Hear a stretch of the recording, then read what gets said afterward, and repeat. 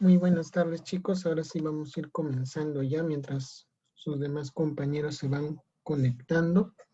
Muy bien, vamos a seguir con el curso, ¿no? Comentarles a los que recién se están integrando que no hemos avanzado, digamos, muchos temas, ¿no? Hemos tratado de ir de forma gradual, ¿no? De tratar de ahondar lo más que se pueda y de proporcionar la mayor información posible, ¿no? Por eso recién vamos a entrar en sí al tema de culturas preincas, ¿no?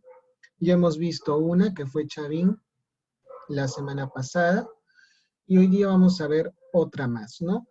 Y como siempre vamos a ver no solo las culturas que se suelen ver, ¿no? En cualquier centro de educación, sino vamos a ver otras culturas más que también son importantes, ¿no? Pero obviamente no vamos a profundizar, sino lo vamos a ver de forma un poquito general, ¿no? Yo les voy a indicar ahí, mientras vamos avanzando, qué datos son los más importantes de acuerdo a cada cultura, sobre todo a las más chiquititas, ¿no? Vamos a empezar. Entonces, a manera de recordatorio, vamos a ver en la siguiente diapositiva,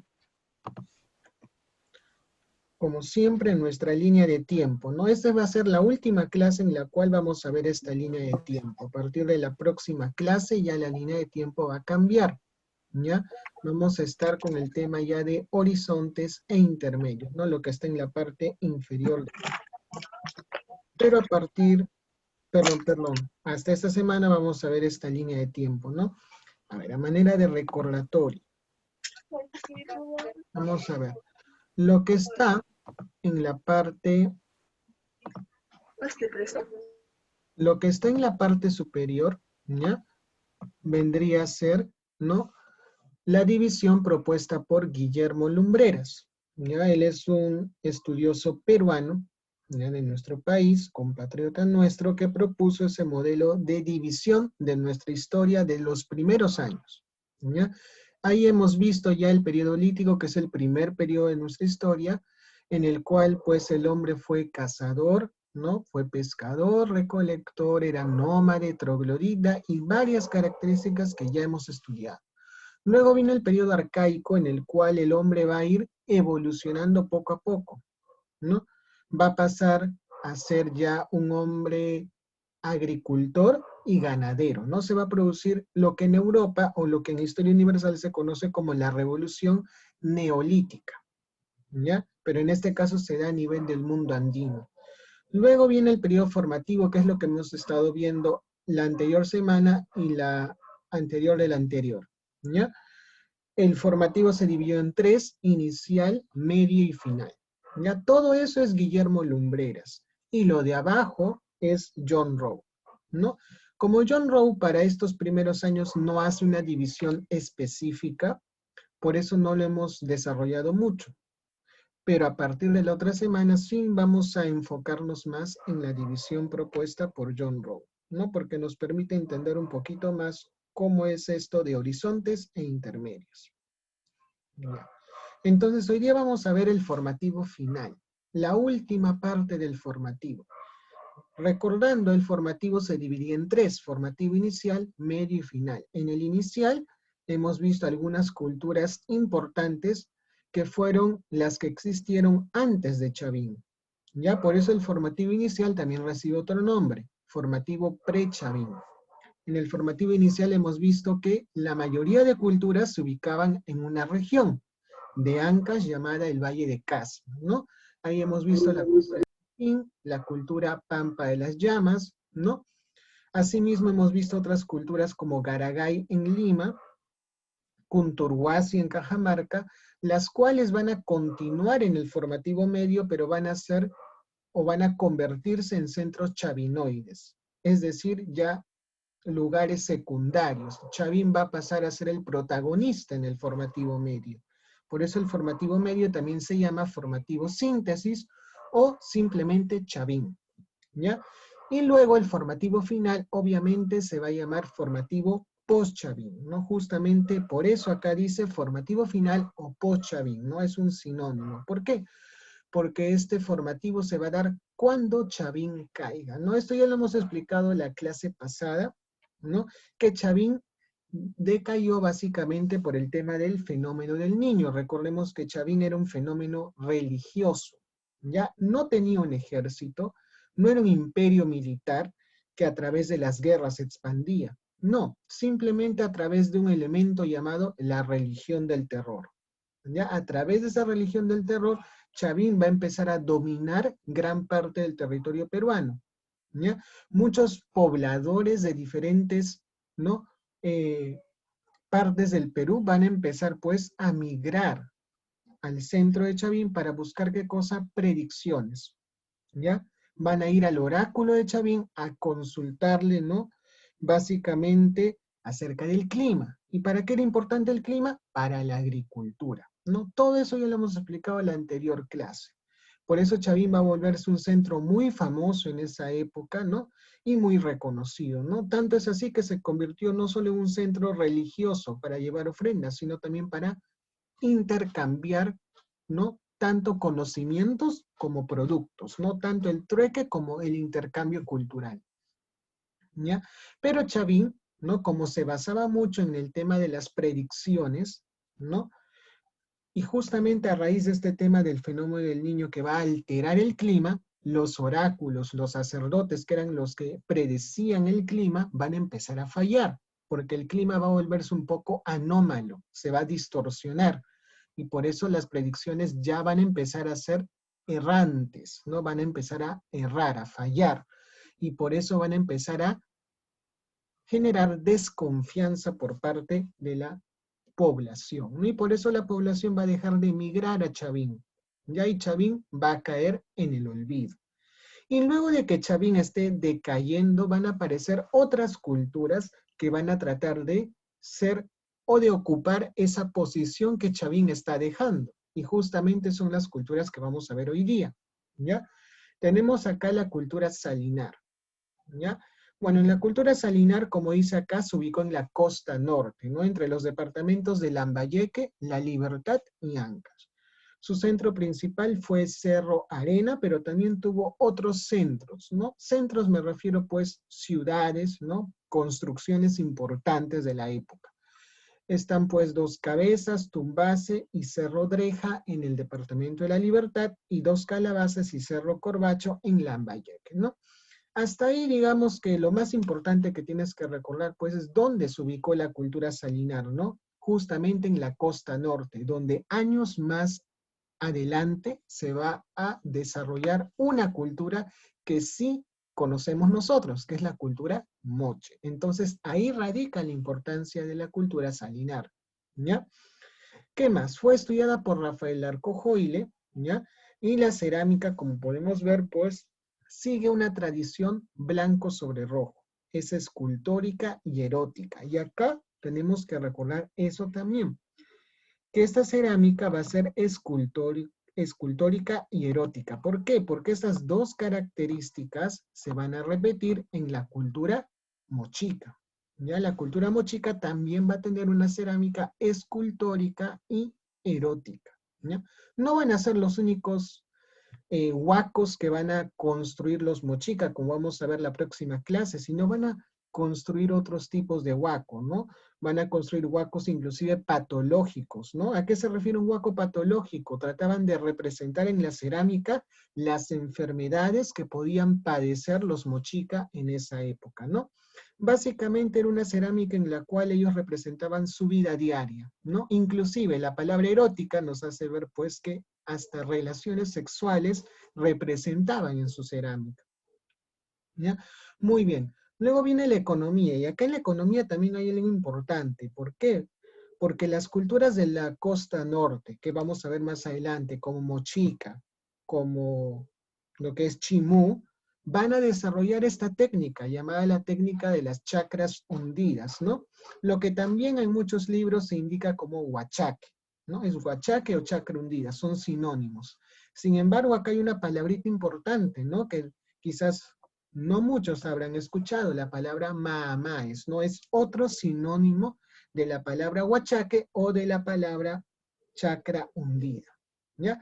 Simplemente estas técnicas permitían, pues, aprovechar, ¿no? Ciertos territorios de la costa norte para poder cultivar ciertas plantas, pues, que puedan resistir gran cantidad de agua, ¿ya? Básicamente para ello. Entre esas plantas estaba, pues, la totora, ¿no? Que va a ser un elemento fundamental en la cultura mochica, ¿no? Y también en la cultura chimú con la construcción de los famosos caballitos de totora. Ya, por último tenemos la orfebrería, ¿no? Y esto también va a ser otro elemento importante, ¿no? En este caso, los salinar van a usar el cobre y el oro, ¿ya? Y también van a aplicar una técnica llamada tumbaga. Entonces, es importante, pues, recordar estas tres cositas de acá, ¿no? La cerámica, la economía y la orfebrería, ¿no? La cerámica, ¿por qué? Porque tiene ciertos elementos que los mochicas van a repetir más adelante. La escultórica y la cerámica erótica. La economía, ¿por qué? Porque tiene técnicas que van a repetir también los mochicas más adelante, los maamaes. Y la orfebrería también porque los mochicas y en especial los chimú van a ser grandes orfebres, ¿no? Van a trabajar el tema del oro. Muy bien. Entonces, en cuanto a su ubicación, recordemos es la costa norte. Ya. Luego tenemos la cultura virú. La cultura virú se va a dividir, perdón, se va a llamar también cultura gallinazo, ¿no? Y va a ser estudiada por Wendell Bennett, ¿no? La anterior cultura fue estudiada por Rafael Arcojoile, pero esta va a ser estudiada por Wendell Bennett, que le va a dar el nombre de cultura gallinazo, ¿ya? Ahora, esta cultura se va a ubicar entre los valles de Chicama y Virú, como dice ahí, ¿no? En el departamento de La Libertad. Si se dan cuenta, ¿no? Esta cultura junto con la de Salinar tienen la ubicación similar, ¿no? Ambas se ubican en la costa norte, ¿no? Por lo tanto, son antecedentes de la cultura mochica. Luego tenemos que esta cultura se va a extender, ¿no? No solo se queda en La Libertad. Por el norte va a llegar hasta Piura y por el sur hasta Huarmey, ¿ya? Es decir, al departamento de Ancash, ¿no? Entonces tenemos que tanto Virú como Salinar van a expandirse, ¿no? Por el norte hacia Piura y por el sur hasta Ancash. Luego, algo importantísimo es que la cultura virú va a tener como centro principal, como su capital, por así decirlo, la ciudad o la fortaleza de Tomabay. ¿No? Eso es importante que lo recuerden, ¿no? ¿Cuál fue la capital de la cultura virú? Tomabay. Luego tenemos que en arquitectura destacan esto, ¿no? La Huaca Lipaca, que vemos acá en la parte inferior derecha, ¿no? Ahí está la imagen de la Huaca Lipaca, en especial de sus frisos, ¿no? Quizás acá no se note bien porque está en blanco y negro, ¿no? Una imagen un poco antigua, pero si nosotros lo vemos en la actualidad ya con todo color, se te va a hacer un poco familiar, ¿ya? La imagen, cuando está un poco ya coloreada. Muy bien. Luego tenemos que es una transición entre la cultura salinar y la cultura mochica, que vamos a ver la próxima semana, ¿no? Pero lo que quiero que recuerdes es esto, ¿no? La cerámica. Que la cerámica va a ser muy importante porque ellos van a aplicar una técnica, ¿no? Que no van a tener otras culturas, que es la técnica de ojos granos de café, que podemos ver acá en la imagen, ¿no? Esos ojos que van a tener justamente la forma, ¿no? De granos de café, ¿ya? Y si te das cuenta, la técnica es la misma que aplicaron, pues, en este caso, los Salinar, ¿no? En la parte anterior. Muy bien, vamos a seguir avanzando entonces.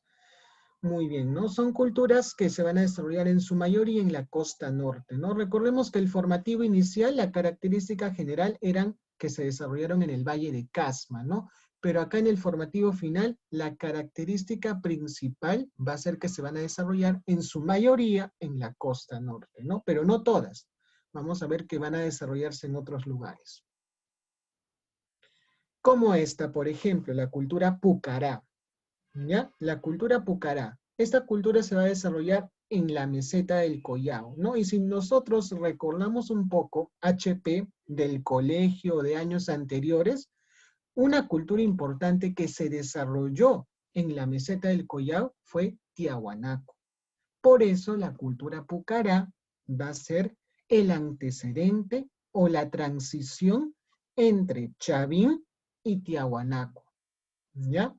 Chavín logró llegar a dominar hasta lo que vendría a ser esta zona, ¿no? La zona del sur del país, ¿no?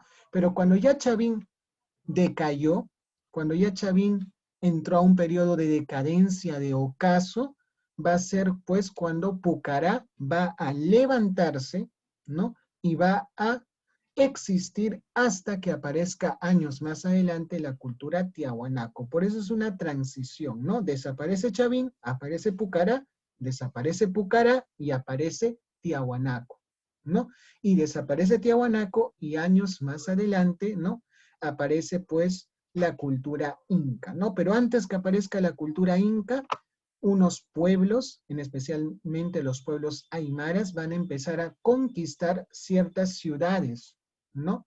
De Tiahuanaco. Y ahí cuando veamos Tahuantinsuyo, vamos a ver que esto tiene mucha implicancia en el origen de los incas, sobre todo el origen histórico, ¿no? Porque siempre solemos ver el origen legendario, ¿no?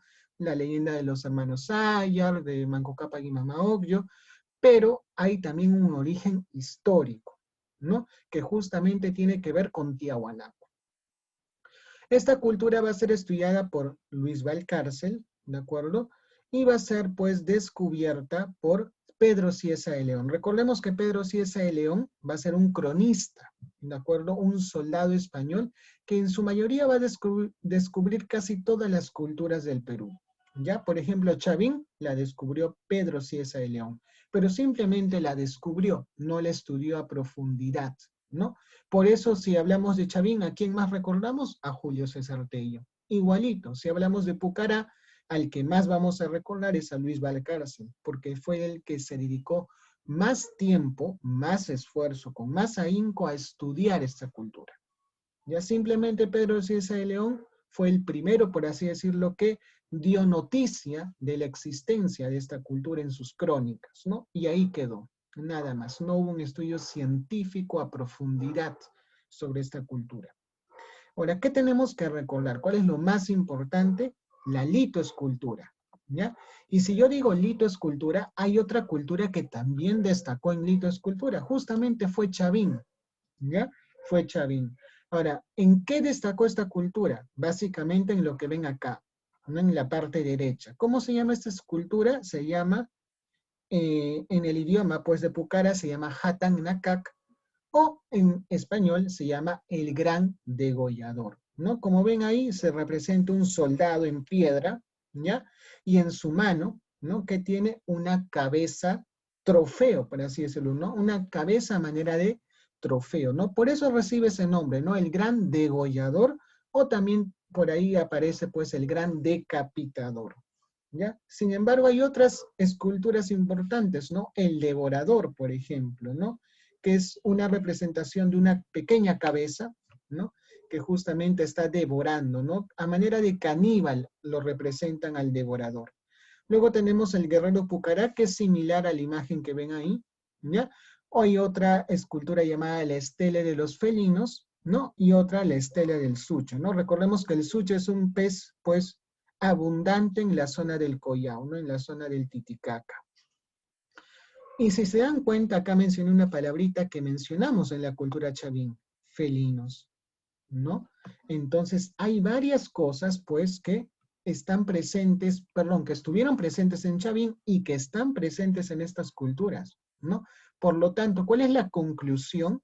Que todas las culturas del formativo final, ¿qué fueron?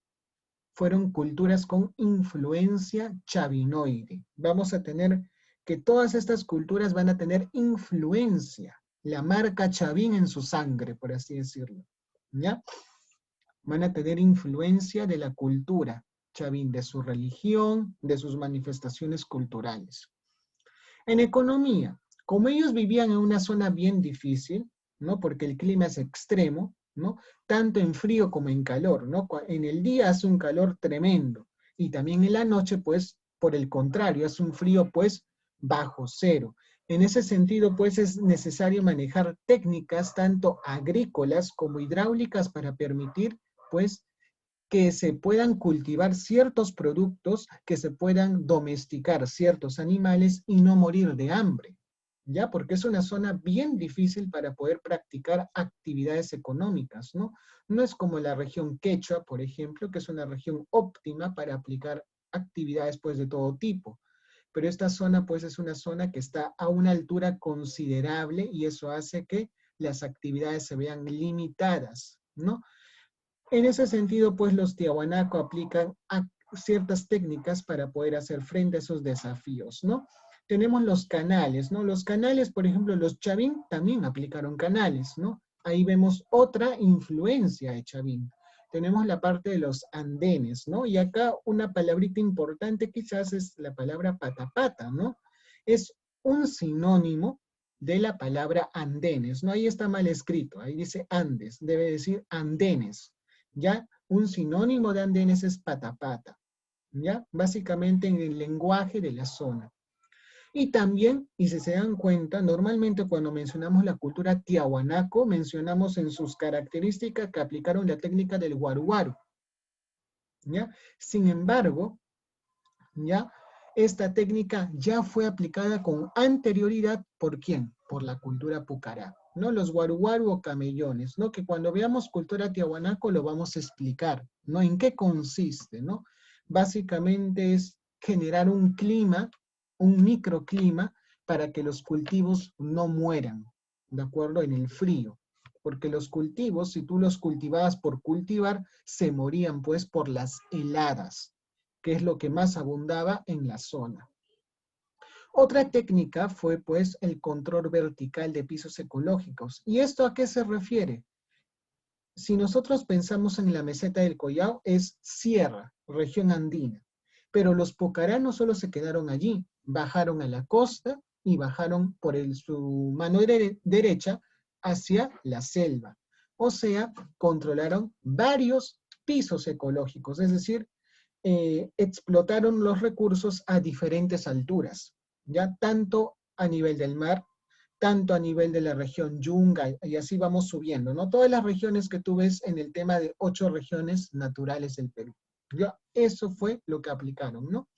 Y por así decirlo, la actividad más importante de esa región, pues, fue la ganadería de camélidos, ¿no? Es lo que más se practicaba. ¿Por qué?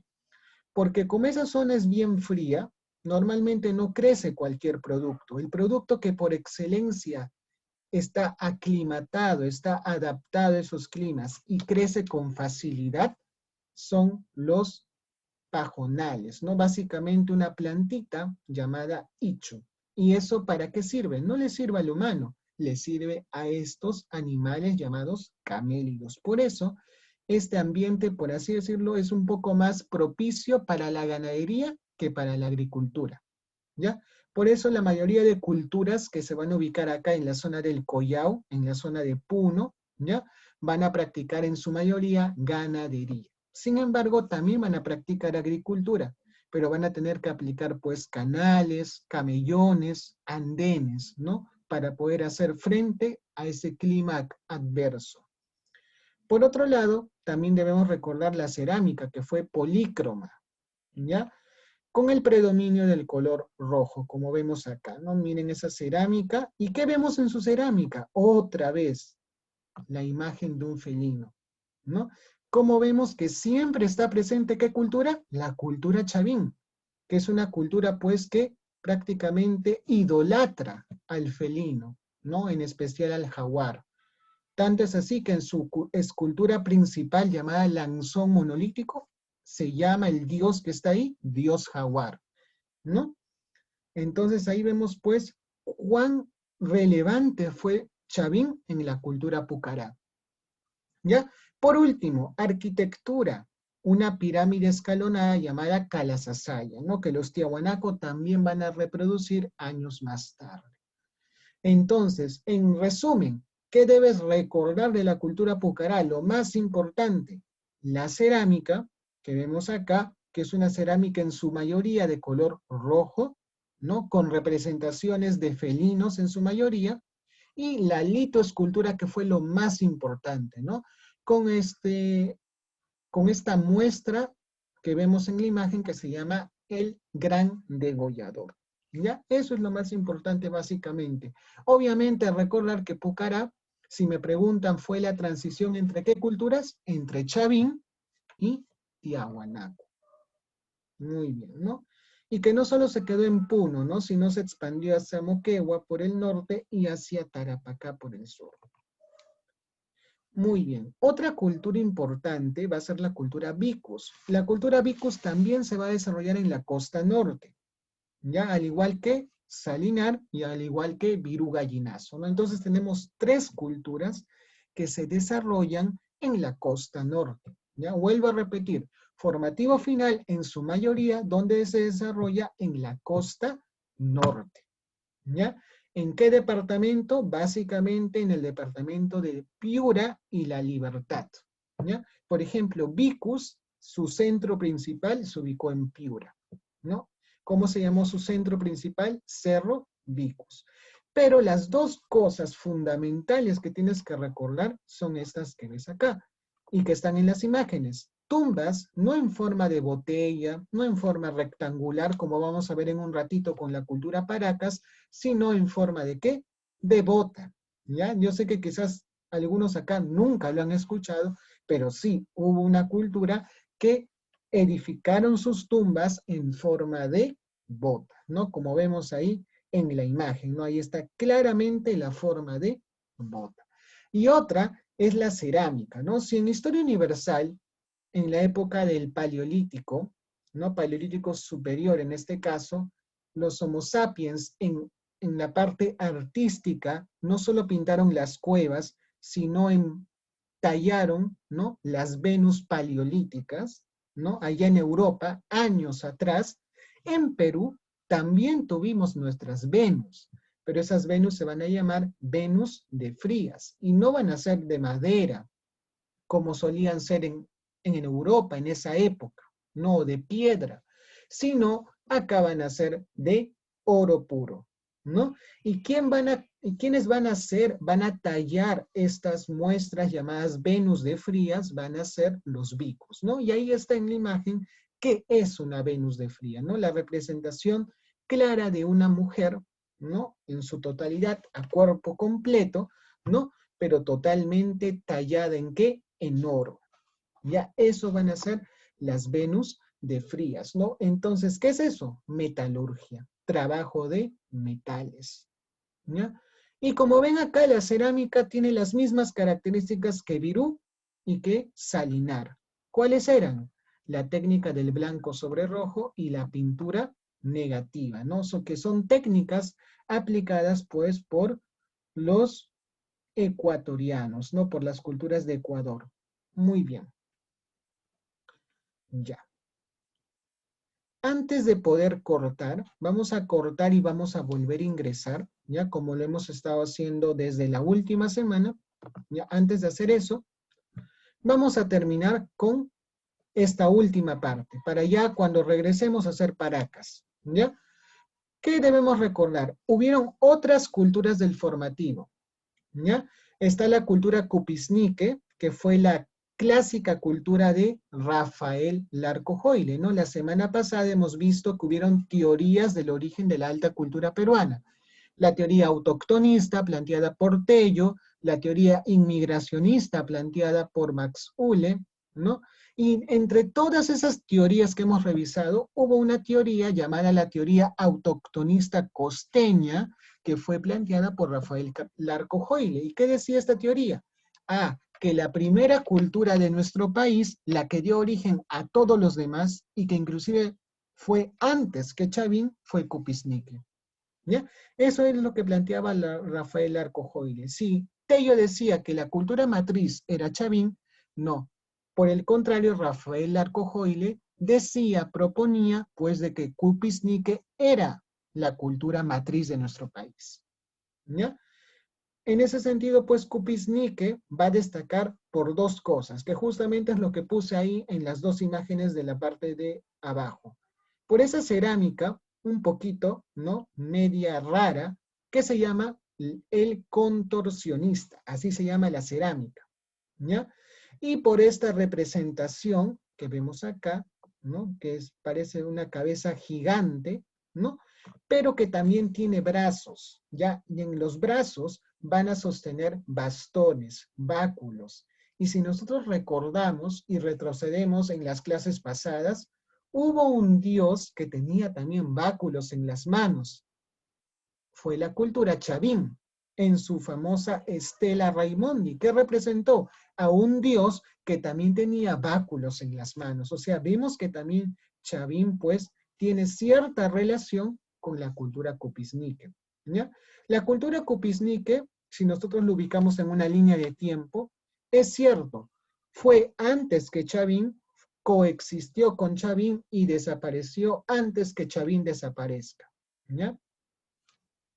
Muy bien, eso está en la diapositiva de la clase 3, ¿ya? Ahí lo pueden revisar. Cupisnique apareció antes que Chavín y desapareció antes que Chavín desaparezca. Otras culturas importantes está la cultura Laizón, que fue la antecesora de la cultura cajamarca, ¿ya? Y por último, la cultura Marañón, que se caracteriza pues por la arquitectura en espiral. ¿Ya? La cultura cajamarca, lo vamos a ver la próxima semana, tiene muchas características muy particulares en cuanto a su cerámica, ¿ya? Y básicamente en cuanto a su arquitectura funeraria. ¿Ya? Esos son los dos aspectos en los cuales destacaron la cultura cajamarca. ¿Y cuál fue la antecesora? La Izón, ¿no? Y miren, inclusive en la Amazonía apareció una cultura, la cultura Marañón, que años más tarde evolucionaría pues en una cultura llamada chachapoyas, ¿no? Que eso sí lo conocemos. ¿Ya? Entonces vamos a cortar para regresar y terminar con Paracas y resolver algunos ejercicios. ¿Ya? Es el mismo link, chicos. Así que no se preocupen. Ingresan al mismo link y terminamos la otra parte. ¿Ya? Trataremos de terminar 4:50 para que tengan unos 10 minutos libres. ¿Ya? Entonces, dejo de grabar.